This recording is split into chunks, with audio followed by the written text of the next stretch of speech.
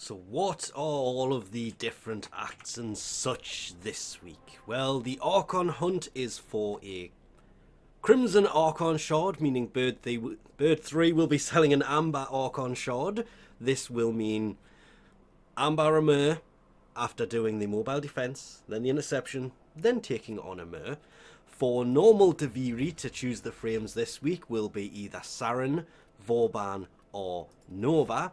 The Steel Path Duviri for the Incarnate Genesis devices will be the Torrid, the Dual Toxist, the Dual Ichor, the Mitre or the Atmos, or obviously if you have all of these you can choose a rifle, pistol or melee Riven mod or 20,000 Kuva. Go back. And for Nightwave, the Elite Acts this week, free one Captured Solaris using a Granum Crown. Don't know why that's an elite one, that should be a normal one. And complete a survival mission reaching at least 20 minutes. Normal acts, there is complete 4 different bounties in the Zaramon and hack 10 consoles. There is obviously the normal permanent weeklies that are there now. As for rewards, there is the Ancient K-Drive Scroll, Tatsu Solstice Skin Blueprint. Do love that one, it does look really nice. There is the Wolf Hood for your operator. Do love that thing, and yes, you can actually kind of colour it. There is Dagath's alternate helmet, which has the hole through the side rather than the front. The Wolf of Saturn 6 Bright Glyph, meaning it is blue in the background instead of dark.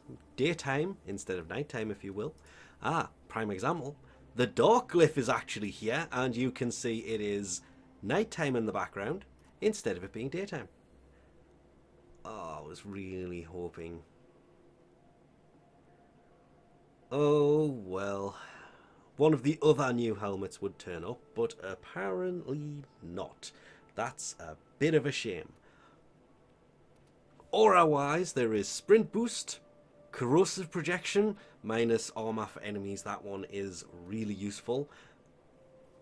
And Physique gain squads gain 20% maximum health to their base health, not modded health. And Dreamer's Bond. Squad receives, see, I don't know how to say it, plus 0.3 energy regen and 1.5 health regen. That is definitely kind of a must if you run the energy siphon. Augment wise, the Krakata augments here, as is the Magnus augment. There is the Tonkor Desert Camo skin blueprint, the Sindo Dagarak skin blueprint, and I really wish they would start these rotating from about that angle if they're not going to give us the ability to actually turn them. The Saturn 6 sigil, the Heat Sword blueprint to build the actual Heat Sword. Nothing wrong with this weapon, it's still a pretty decent weapon. It is definitely better than the Jaw Sword blueprint, which is also here. There is the Emissary Ornament, Landing Craft Decoration. The Emissary Emblem goes on the shoulders, both of them. The Saturn 6 scene, Nora's Stencil, Groll's Kubradon Floof, there's always one of those. Ember's Fire Blast Augment, Nyx's Absorb Augment, Ivara's Quiver Augment, and the Viper Waste of Nora Mix Volume 6 credits. Teshin's Steel Path Honor store this week is, of course, going to be the Kit Gun Riven mod. If you are looking for one for a Kit Gun, yes, you can always get them this way, but still better than the Zars. There's only so many Zars.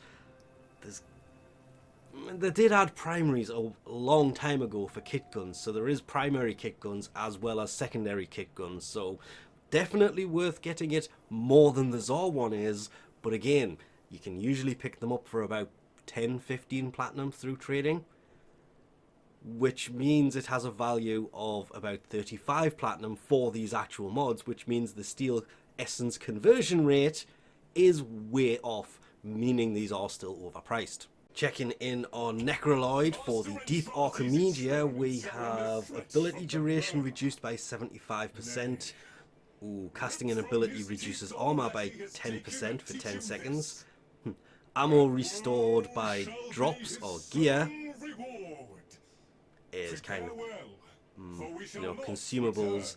Each type of restore has a 3-minute cooldown on them. So even though it says no cooldown, no consumables from the icon, you can still use them, but they are delayed by quite a bit. And transferring into Operator and Drifter is blocked, so you can't do that to basically cheat death.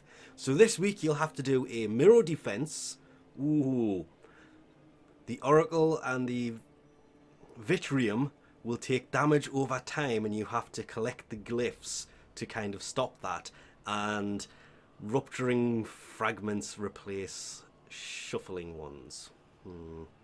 Alchemy, which is going to be whatever you are carrying will inflict that elemental damage upon you, and allies within 4 meters of slain enemies will gain 25% fire rate at the cost of 50% ammo efficiency.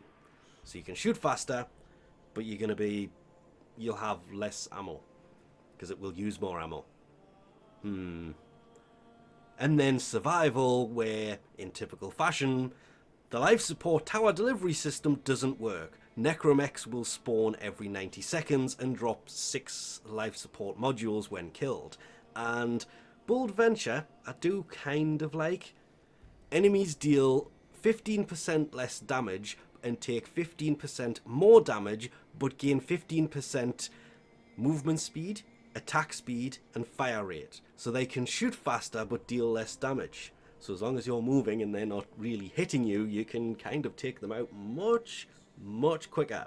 Because of course there is empowered enemies with no self-revives and all of the respawn problems that come with this and the delay to the consumables. But, as I say every week, the Deep Archimedia missions, they're meant to be hard. And they're meant to be fun. Because the Tau Forged Archon Shards and the Melee Arcanes are definitely worth it. I regret not doing it last week when Frost was available. I wanted to try it, completely forgot about it. But that's about it for another week, so we'll leave this off here. Thanks for watching, and I'll catch you next time.